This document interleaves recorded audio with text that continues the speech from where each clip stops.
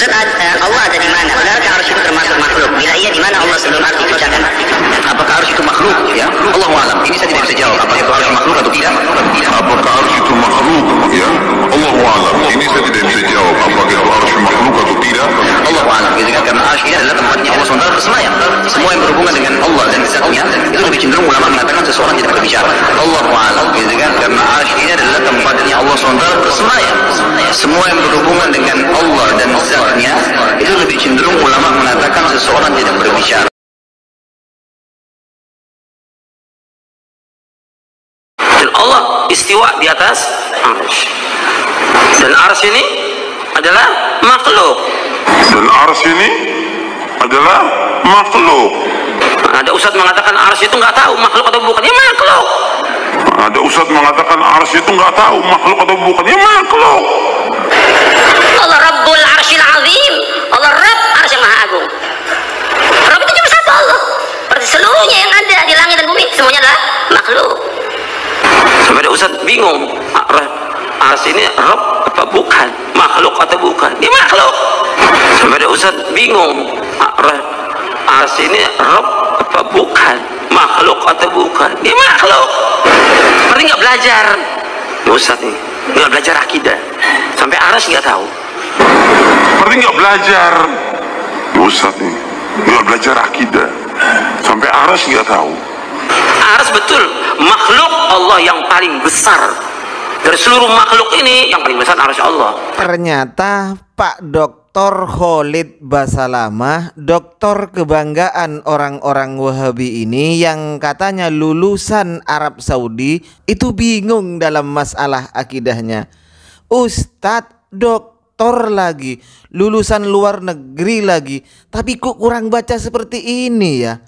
Kok kurang baca seperti ini Pak Doktor itu? Rajin-rajin lagi membaca Pak Ustadz. Katanya kembali ke Al-Quran dan hadis. Padahal ayat Al-Quran banyak, bukan hanya satu yang menjelaskan Rabbul Arsyil Azim. Allah adalah Tuhannya Arasy. Begitu ya Pak Khalid? Bismillahirrahmanirrahim. Assalamualaikum warahmatullahi wabarakatuh.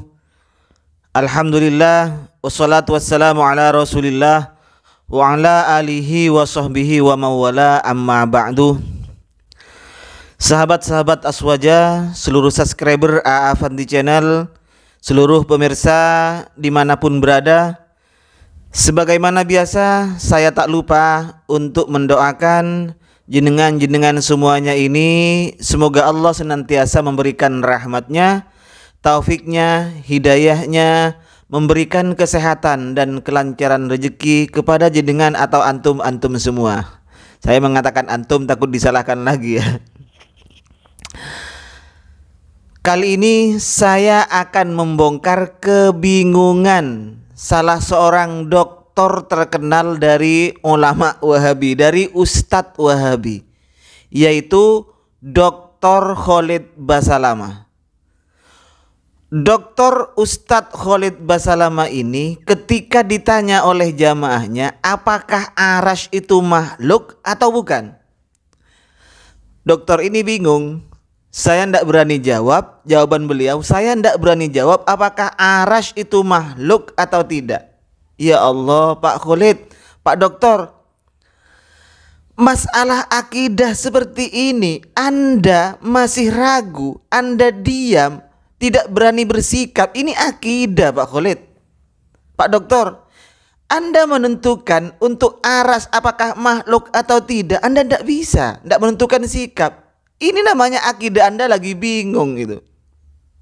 Padahal kita tahu di semua, bahkan yang sering didengungkan oleh Wahabi itu di kitab Usul Salasah, di situ dijelaskan bahwa arsy itu makhluk. Ya Allah, katanya Anda itu kembali ke Al-Quran, kembali ke hadis-hadis Nabi. Apakah Anda itu tidak membaca Al-Quran Pak Khalid? Padahal di Al-Quran jelas Rabbul Arsyil Azim, dan banyak yang menjelaskan ayat itu, yang menjelaskan Rabbul Arsy itu banyak Pak Khalid. Masya Allah Pak Khalid ini, Pak Doktor, Bahkan di kitab-kitab rujukan yang dijadikan rujukan oleh orang-orang Wahabi, baik Ibnu Hazm, Ibnu Baz, Utsaimin, kemudian Sholeh Al-Munajjid, semuanya itu mengatakan makhluk arasy itu. Ibnu Taimiyah juga mengatakan makhluk arasy itu. Tapi Pak Khalid akidahnya kok seperti ini ya? Baru tahu saya. Ternyata akidah Pak Ustadz Khalid ini, Khalid Basalamah ini belum mapan. Masih meragukan, apa kurang baca dokter, gimana kalau seperti ini? Ini masalah akidah, masalah prinsip bagi orang Islam untuk menentukan apakah aras itu makhluk atau tidak. Padahal kita tahu masih wallah, semua selain Allah berarti termasuk aras itu adalah makhluk. Jika Anda meragukan bahwa aras itu makhluk atau bukan, berarti Anda Pak Khalid meyakini bahwa selain Allah itu ada Tuhan lain. Itu kan konsekuensinya. Alasan Anda mengatakan bahwa ulama lebih memilih diam dalam membahas masalah Allah dan sifat-sifatnya, zat Allah dan sifat-sifatnya. Tapi kebanyakan orang-orang Wahabi itu malah membahas. Lihat saja, Ustadz-ustadz Wahabi itu malah membahas tangan Allah, wajah Allah, kaki Allah, sampai Anda juga membahaskan dulu. Pak Khalid dulu pernah membahas, yaitu kaki Allah. Allah katanya kakinya dimasukkan ke neraka, kemudian bengkak seperti mengkerutnya daging. Itu kok Anda berani membahas? Membahas zatnya Allah, membahas sifat-sifatnya Allah. Tapi ketika ditanya aras Anda, kenapa Anda diam, Mbah Khalid? Baik, untuk teman-teman Wahabi, saya akan membuktikan bagaimana pendapat ulama-ulama Wahabi, sanjungan-sanjungan Wahabi tentang adanya aras ini. Apakah aras ini makhluk atau tidak? Padahal kalau kita ndak usah pintar nahu lah, baca terjemahannya kata Endang Jaya Putra itu, di situ sudah jelas bahwa Rabbul Arsyil Azim, Allah itu adalah Tuhannya aras. Kenapa Pak Khalid ini bingung? Apakah Pak Khalid, ya Allah, dokternya gimana Pak Khalid ini belajarnya ini ya? Baik, saya akan membacakan beberapa kitab dari kalangan mereka sendiri, yaitu Ibnu Taimiyah dan lain-lainnya. Silahkan untuk Pak Dr. Khalid Basalamah dan jamaahnya bisa dilihat di dalam kitabnya Ibnu Taimiyah, yaitu kitab Majmu'atul Fatawa, bisa dilihat di juz 18 di halaman 123. Itu dilihat 3 baris dari atas, 2 baris dulu ya. Wa huwa Rabbul Arsyil Azim, Allah adalah Tuhannya arasy yang agung. Wa huwa khaliqu kulli syai', Allah menciptakan segala sesuatu, termasuk aras dan lainnya aras ini. Dan Allah itu adalah Tuhan segala sesuatu, aras dan lainnya. Berarti apa kata Ibnu Taimiyah? Itu adalah makhluk, aras itu adalah makhluk. Silahkan Anda baca ini Pak Khalid.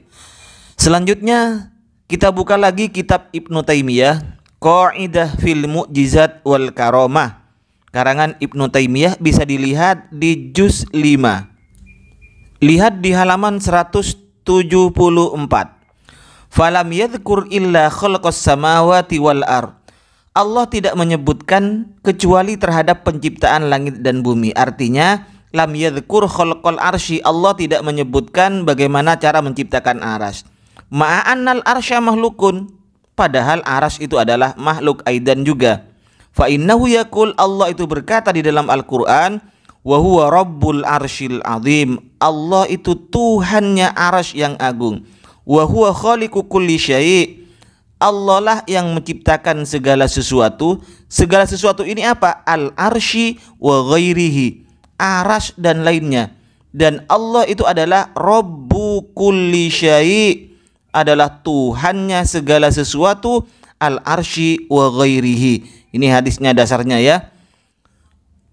Demikian ya untuk teman-teman Aswaja, kebingungan Dr. Wahabi ini.